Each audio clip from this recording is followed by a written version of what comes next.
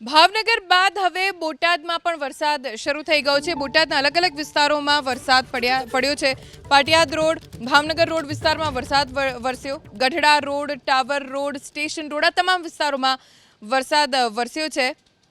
પાટિયાદ road, Bhavnagar road, Gadhada road, tower road, તમામ વિસ્તારો કે જ્યાં અત્યારે વરસાદ વરસ્યો છે અને આવા વરસાદની રાહ ખેડૂતો ઘણા લાંબા સમયથી જોઈ રહ્યા હતા અને એવો જ વાવણી લાયક વરસાદ હાલ બોટાદમાં વરસી રહ્યો છે। અમારા સંવાદદાતા મહિપાલ વાઘેલા પાસેથી જાણકારી પ્રાપ્ત કરીશું। મહિપાલ, અત્યારે કયા કયા વિસ્તારોમાં વરસાદ છે? ધોની ઉનાળાની ગરમીની અંદર જે પ્રમાણે અગન વર્ષા વરસતી હતી ત્યારે લોકો ક્યાંક ને ક્યાંક ચોમાસાની સિઝનની રાહ જોતા હતા। ચોક્કસથી વરસાદ ખેંચાણો। આજે બપોર બાદ વાતાવરણમાં પલટા સાથે બોટાદ શહેરના પાળિયાદ રોડ હોય, ગઢડા રોડ હોય, સ્ટેશન રોડ હોય સહિતના વિસ્તારોમાં વરસાદ પડતા ક્યાંક ને ક્યાંક નાગરિકોમાં ચોક્કસથી આનંદ છે તો ખેડૂતોમાં ખુશી છે।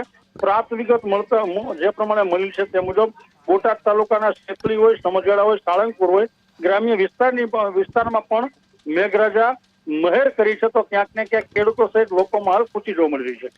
મહિપાલ, આભાર જાણકારી આપવા માટે। તો વાવણી લાયક વરસાદના કારણે ખેડૂતો ખુશ જોવા મળી રહ્યા છે।